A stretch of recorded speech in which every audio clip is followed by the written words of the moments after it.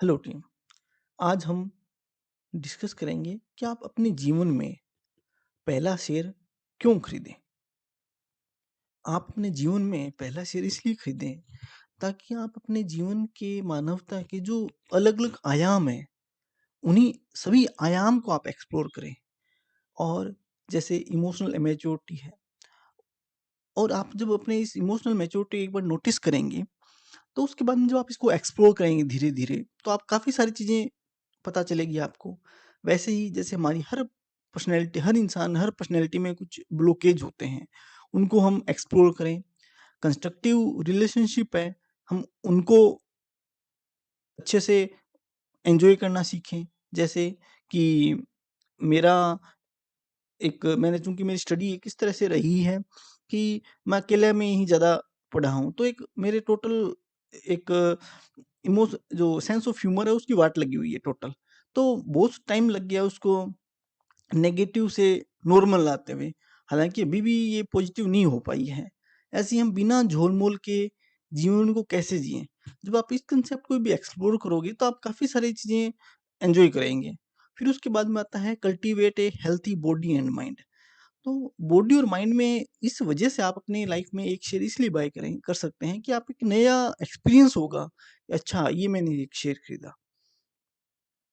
हमारी टीम अब चूँकि स्टॉक मार्केट में साइंस, कॉमर्स, फिलॉसफी और साइकोलॉजी इन चारों पाँचों सब्जेक्ट्स के अच्छे से आपको समझ होनी चाहिए। जब हम इन चारों सब्जेक्ट पे हमारी टीम अभी काम कर रही है और लगभग 75 वीडियो की पूरी पूरी सीरीज़ होगी, जिसमें हम इन सभी के जो बेसिक उपयोगी कंसेप्ट हैं, जिनको एक इन्वेस्टिंग के दौरान आपको पता होने ही चाहिए, वो सब हम उनके वीडियो बनाएँगे। और जैसे शरीर विज्ञान, साइंस के अंदर सब स्ट्रीम है।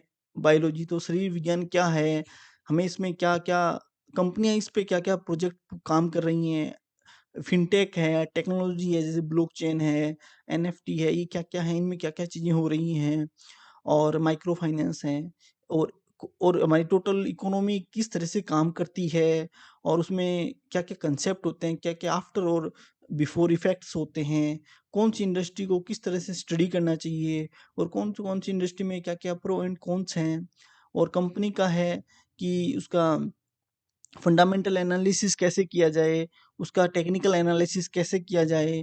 फिर आती है साइकोलॉजी, साइकोलॉजी में सेल्फ अवेयरनेस क्यों ज़रूरी है स्टॉक मार्केट में, और ऐसा कहते हैं कि स्टॉक मार्केट एक पर्सनैलिटी का मिरर है। तो पर्सनैलिटी के मिरर को जैसे हर इंसान की अलग-अलग होगा तो वो मार्केट को भी उसी तरीके से देखेगा। फिर मार्केटिंग हम अपने सेल को कैसे बढ़ाएँ, मार्केटिंग कैसे करें, सोशल नेटवर्क्स क्यों ज़रूरी हैं, उनमें क्या-क्या इश्यू रहते हैं। फिर आता है फिलॉसफी, फिलॉसफी का अर्थ होता है विचारधाराएँ। तो बेहतर परिवार को कैसे बनाया जाए, और बेहतरीन पारिवारिक विचारधाराएँ क्या-क्या हैं, आर्थिक विचारधाराएँ क्या-क्या होती हैं, और वानप्रस्थ। वानप्रस्थ में इस तरह से अपन को ये नहीं है कि आप जंगल में जाके एक पूजा कर रहे हैं या माला फेर रहे हैं। इसका सिंपल सा अर्थ है, कोई चीज़ हमें कब छोड़ देनी चाहिए। क्योंकि लाइफ में बहुत बार ऐसा होता है कि हमें जो ची कुछ प्रोजेक्ट हमारे पूरे हो जाते हैं, कुछ प्रोजेक्ट पूरे नहीं होते। लेकिन वक़्त के साथ हमें एक टाइम पे वो चीज़ों को छोड़ना पड़ता है। तो ये जो कांसेप्ट है कि हमें कौन-सी चीज़ कब छोड़ देनी चाहिए, ये एक साइकोलॉजी में और इन्वेस्टिंग में बहुत ज़रूरी कांसेप्ट होता है। जैसे आज हम मिट्टी नहीं खाते, छोटे बच्चे मिट्टी खाते हैं, हम छोड़ चुके हैं। तो ये भी एक कांसेप्ट हो गया फिलॉसफी में। अब ये है स्नोबॉल। स्नोबॉल एक बर्फ का गोला होता है। जब हम पहाड़ से बर्फ के गोले को नीचे की तरफ छोड़ते हैं तो जो बर्फ है नीचे की वो चिपक के वो बड़ा-बड़ा होता जाता है। हम यहाँ पे देख सकते हैं कि नीचे-नीचे चारों तरफ बर्फ है, लेकिन यहाँ पे ये मिट्टी लकीर सी बनती जा रही है, और ये जो लकीर के यहाँ पे जो मिट्टी है वो इसकी गोलाई की सतह के ऊपर चिपकती जा रही है। तो ये पूरा-पूरा एक स्नोबॉल है। वक़्त के साथ चीज़ें बड़ी होती चली जाती हैं, इसे ही हम कंपाउंडिंग कहते हैं। मेरा एक फ्रेंड ने 2017 में टीचर का जॉब किया, वहाँ से उसे मज़ा नहीं आया तो उसने कॉल सेंटर जॉइन कर लिया जयपुर में। अब कॉल सेंटर से वहाँ से वो एग्ज़िट करके फिर उसने लोकल ही एक होटल मैनेज करना स्टार्ट कर दिया, और फिर होटल मैनेजर से भी उसने मज़ा नहीं आया, तो उसने फाइनली 2020 में अपना म्यूजिशियन बन गया वो। और वो इतना स्किल था इस म्यूजिक में कि जैसे कोई भी गाना सुन रहा है उसके उसने राग को पकड़ा, और राग को पकड़ने के बाद में वो उसी, और कोई साधारण बात है उसको उसमें कह देता है, वो इतना म्यूजिक का जीनियस है। और उसके बाद में उसको बहुत एंजॉय करा वो अपनी लाइफ को। भले ही सैलरी का है इशू, ऐसी बात नहीं है, लेकिन वो विद द टाइम बहुत अच्छा इंप्रूव करता जा रहा है, और वो उसको एंजॉय कर रहा है वो। और उसके बाद में इस प्रोसेस के फ़ायदे क्या होते हैं? एक तो हमें नई-नई चीज़ें सीखने को मिलती हैं, और हमारे कॉन्टैक्ट नए बनते चलते हैं, नए-नए कॉन्टैक्ट बनते हैं, लोगों से हम अलग-अलग लोगों को हैंडल करना सीखते हैं। लेकिन इस प्रोसेस के जो नुकसान हैं, वो नुकसान ये हैं कि हम एक टाइम फ्रेम में जब यहाँ पे काम कर रहे होते हैं, जब हम इसमें आएँगे तो हमारी जो ओल्ड नॉलेज की जो वैल्यू है, इसमें आते ही हमारी ज़ीरो हो जाती है, या उसकी वैल्यू नहीं होती। नॉलेज तो चलो ख़ैर ज़ीरो नहीं होता कभी भी, लेकिन उसकी वैल्यू नहीं रह जाती यहाँ पे। और जब हम एक जगह काम करते हैं, लोगों से हम कॉन्टैक्ट बॉन्ड बनाते हैं, उनके साथ हम कॉन्टैक्ट बनाते हैं, तो नई जगह जाते ही वो कॉन्टैक्ट की बॉन्डिंग ज़ीरो हो जाती है, और जो नए कॉन्टैक्ट हैं, उनमें फ्रिक्शन होता है, उनमें इश्यू रहते हैं, तो उस वजह से एनर्जी का लॉस भी हो जाता है। और ये सारी चीज़ें इसलिए ज़रूरी है कि स्टॉक मार्केट कोई 1 साल या 2 साल का प्रोजेक्ट नहीं है। वो स्टॉक मार्केट कम से कम 8 या 9 साल लग जाते हैं, जब आप एक सिंगल स्टॉक में या सिर्फ़ 5 या 6 स्टॉक में अपनी हेवी पोज़ीशन बनाते हो। तो उस वजह से आपको ये पहले से डिसाइड करना होता है कि आप एक गोल पे कितने समय तक टिक सकते हैं। और इस कथा का सार है कि अपनी लाइफ में आप कैजुअल थिंग्स को अवॉइड करें, और चीज़ों को, उसके बाद में हम बात करेंगे कि एक उसी लाइफ इस तरह से भी हो सकती थी कि एक वो टाइम फ्रेम है, इस टाइम फ्रेम पे ही वो स्टिक रहता कि 2017 में उसी एक टाइप का जॉब पकड़ता, फिर 2018 में उसी टाइप का वो जॉब पकड़ के रखता, फिर मतलब इसी तरह वो एक टाइम फ्रेम में कंटिन्यू बहता रहता।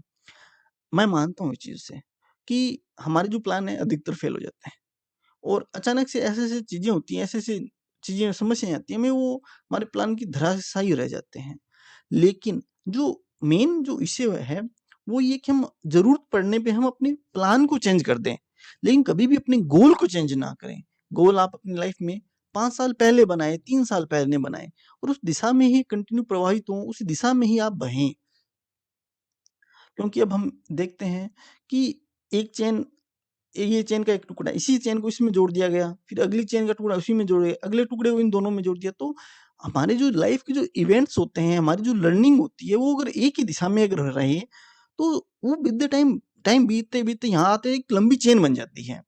और वरना हम देखेंगे कि अगर आपके आपने लाइफ में कुछ 5 प्रोजेक्ट किए या जॉब किए, या आपने कुछ भी शौक मान लो या हॉबी मान लो, आपकी 5 हॉबीज़ ऐसे रही कि उनमें कोई आपस में लिंक नहीं है, तो वो आप वहीं के वहीं रह जाओगे। टाइम खत्म हो जाएगा आप, लेकिन आप वहीं के वहीं रह जाओगे। और जो हमारी जो चीज़ें जब ऐसे लंबी चेन बनने स्टार्ट होती है ना, तो इसको बोलते हैं कंपाउंडिंग। और कंपाउंडिंग में हम देखेंगे कि 2 कांसेप्ट होता है, कंटिन्यूटी और स्टेबिलिटी। कंटिन्यूटी फाइनेंस में बहुत ज़रूरी है। हमारी जो सैलरी हो, जितनी भी सैलरी हो, वो एक निश्चित होना चाहिए, क्योंकि जब ये सैलरी नहीं होती या ऊपर-नीचे होती है, तो इसमें बहुत सारे इश्यू रहते हैं। सेविंग, सेविंग में कंटिन्यू भले ही हम 5 या 10 रुपए की करें, खैर 5-10 रुपए काफ़ी छोटा अमाउंट है, लेकिन 500 या 1000 रुपए की हमारी सेविंग हो, क्योंकि बुरे वक़्त में पैसे को छोड़ के दोस्त ढूँढ पाना बहुत मुश्किल होता है, बहुत मुश्किल होता है। फिर स्टेबिलिटी की बात आती है। स्टेबिलिटी में रिलेशनशिप की स्टेबिलिटी रहती है कि जो घरेलू कलह है, ये एक इंसान को कहीं का नहीं छोड़ते। और मैं आपको इसलिए बता रहा हूँ कि अगर आप एक इन्वेस्टिंग कर रहे हैं ना, तो आपका हर विचार का इफ़ेक्ट आपकी इन्वेस्टिंग पे पड़ता है, हर विचार का इफ़ेक्ट। आप किसी भी क्षेत्र में ले लें, तो बेहतर इन्वेस्टिंग बनने के लिए आपको जीवन के जितने सभी आयाम को एक्सप्लोर भी करना होगा, सभी में आपको समझ भी रखनी होगी, और सभी में आपको थोड़ा-थोड़ा, छोटा-मोटा एक्सपर्ट भी बनना पड़ेगा। तो ही आप अपने जीवन में इन्वेस्टिंग कर सकते हैं। और लर्निंग, लर्निंग में इसलिए स्टेबिलिटी ज़रूरी है कि जब आप एक थोड़ा-थोड़ा भले ही सीखते रहें, लेकिन जब स्टेबिलिटी रहती है, तो हमारी जो लर्निंग प्रोसेस है, वो एक तो पकाऊ नहीं बनती और थकाऊ नहीं बनती। और मैं आप सबको इसलिए बता रहा हूँ, टीम मेंबर को या जो फ्रेशर हैं उनके लिए खासकर, कि स्टॉक मार्केट कभी भी प्राइमरी इनकम का सोर्स मत बनाइए। स्टॉक मार्केट को कभी भी, हाँ, सेकेंडरी सोर्स बहुत शानदार है, आप इसमें वेल्थ क्रिएट कर सकते हैं लॉन्ग टर्म में, लेकिन जो घर खर्चा बोलते हैं वो सब इसमें नहीं होना चाहिए कभी भी, क्योंकि इसमें कंटिन्यूटी भी नहीं है, स्टेबिलिटी भी नहीं है।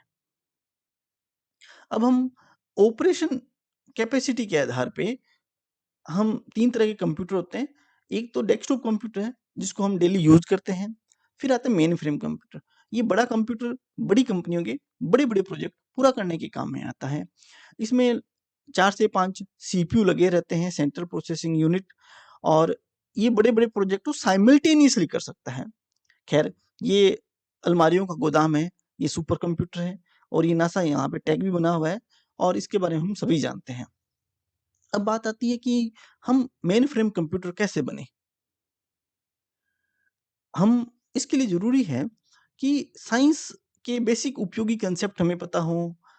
जिस इंसान को इन कॉमर्स के बेसिक कांसेप्ट, उपयोगी कांसेप्ट पता हो, फिलॉसफी के बेसिक उपयोगी कांसेप्ट पता हो, फिलॉसफी के और साइकोलॉजी के उपयोगी कांसेप्ट पता हो, और उसके बाद में इस पे चिंतन करने के लिए, मनन करने के लिए जिसके पास फ्री टाइम है, वो इंसान अपने आप ही with the time mainframe computer बन ही जाता है।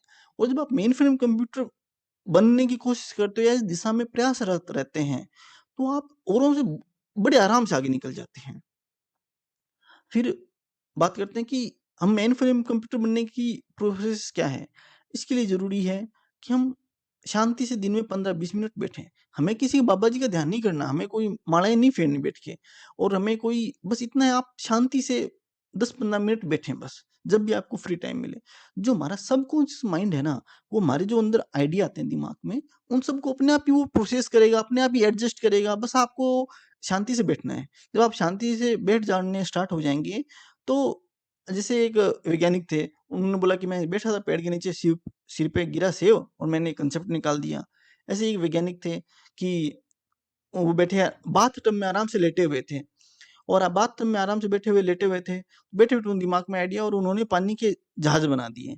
तो ये जो कंसेप्ट है, ये तभी होता है जब आप अपने आपको सारे के सारे कंसेप्ट के साथ आप आराम से बैठे, शांति से बैठें। तो इस दिशा में आप प्रयास करें।